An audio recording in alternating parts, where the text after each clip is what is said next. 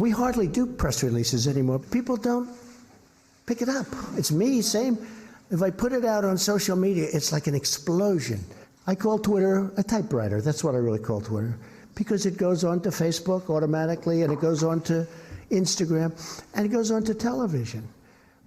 More so Fox than it does CNN. If it's something bad, they'll put it on. If I have a spelling deal, they will put it on.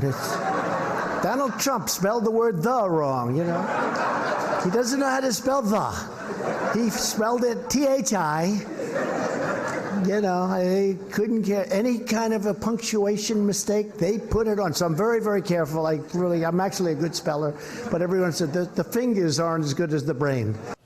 President Trump defending his use of social media and his spelling in an official capacity during a summit on the matter yesterday, an event to which representatives from tech giants like Facebook, Twitter, and Google were not invited. We'll have some of the characters who were, though. The president also criticized social media companies for what he called terrible bias. We had a terrible bias. We have censorship like nobody has any understanding or nobody can believe. There's no doubt in my mind that I should have millions and millions. I have millions of people, so many people I wouldn't believe it. But I know that we've been blocked. Big tech must not censor the voices of the American people. To all of the social media influencers here today, you have a lot of power and you have a lot of strength, and you have to use it wisely. President Trump opened the floor for questions and called on his former deputy assistant turned radio host, Sebastian Gorka. But right as Gorka was asking his question about censorship, the audio cut out. Take a look. How's your new show going? Good? Very well, thank you. I heard good. Thank you. Yes, indeed. America First, Salem Radio Network, Sebastian Gorka. Moments later, the video feed went to black and the press was escorted from the room. Joining us now, national political reporter for Axios, Jonathan Swan, who spoke with some of the people inside that room. Jonathan, good morning. First of all, what happened there with Seb Gorka? Well, they cut the live stream and kicked everyone out. And, of course, that's when the interesting and newsworthy parts of the conversation happened. I spoke to 3 people who were in the room, and they told me that the most interesting, in terms of newsworthy exchange, happened after that, when one of the people in the audience said to the president, as conservatives, this is a paraphrase, we worry sometimes about, regulation of these companies. You seem to be hinting at that. Do you think if we just pile lots of pressure on Facebook and Google and Twitter that they will self-correct? And the president said, I don't trust them to self-correct. And he also continually praised Josh, who was understood to be Josh Hawley, for the bill that he's working on. This is a bill that would strip social media companies like Google and Facebook of their legal immunity for user-generated content. This is really important because this is the shield that they have for user-generated content, and Josh Hawley wants to strip them of that legal immunity if they can't prove that they're politically impartial. So, Jonathan, let's talk about some of the people who were in that room and given an audience with the President of the United States. Among them, there were people who pushed conspiracy theories like the Seth Rich conspiracy theory. One woman who pushed the theory that Kamala Harris was, quote, not an American black. You'll forgive my use of the term there. Who else was in the room, and who else did President Trump invite to the White House? It was a pretty motley cast of characters, to put it mildly. It was a mixture of people who used to be in conservative media who went over, like Benny Johnson's a good example, works at Turning Point USA with Charlie Kirk, which is sort of a young conservative movement. And there are other people that they're sort of, you would call them keyboard warriors. They make up memes and all sorts of things. They actually had one person who had drawn, they had to, at the last minute, after pressure from mainstream media who were asking questions about this person, they at the last minute kicked out a cartoonist who drew a cartoon of, I believe, George Soros and other Jewish figures with puppet strings over H.R. McMaster. So that was someone who was excluded at the last minute. But yeah, it was the people who create all sorts of these videos. And I think one thing that's really important to note is it's not just that the president, pays attention and looks at their material.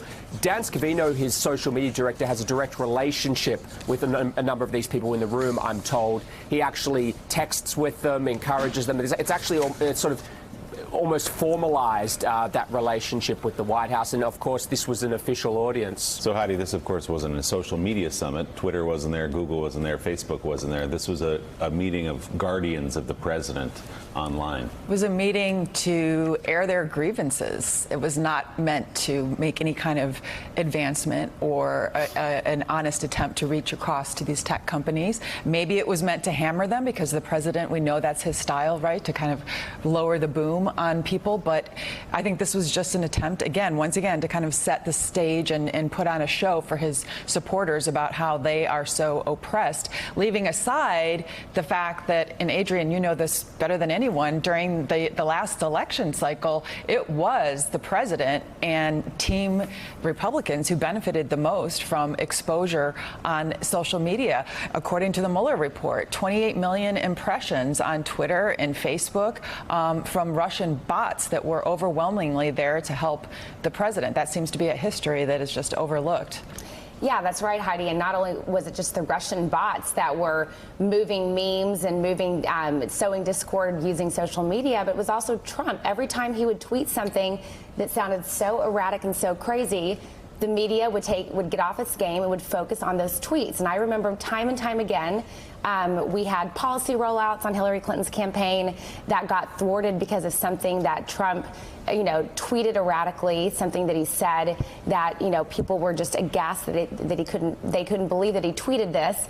And they talked about that for a couple hours in the media, and that would detract coverage from us and from our campaign. And then if we're not careful, the same thing is going to happen again because he knows how to manipulate the media. So you have that, and then of course the assumption that Russia, China, whatever adversary is going to be, or adversaries will be involved in sowing discord using social media again. You have to take all of those factors into account and see how they will actually impact the election. Well, that's the thing, Tom Nichols. There is a real conversation to be had around social media. There should be a social media summit talking about protecting the elections, talking about censorship as well. It just wasn't the conversation that took place yesterday. And the thing that links what happened yesterday to the 4th of July and the census issue is that every time the president does something like this, he's affecting the culture. When he has the Secretary of Defense have to stand there while everybody's singing patriotic songs, that affects our civil military culture. When he says he's going to defy the Supreme Court, even if he doesn't, it gets people used to the idea that the president's natural position is to threaten not to obey the highest court in the land. And then when he talks about social media, like this conglomeration of whatever that was yesterday, he normalizes this kind of approach to social media that says, conspiracy theories and memes and offensive accusations and smearing people. That's the new normal. And that's really what he's trying to achieve. I mean, as Heidi points out, it's all about grievances. I mean, every day at this White House is Festivus.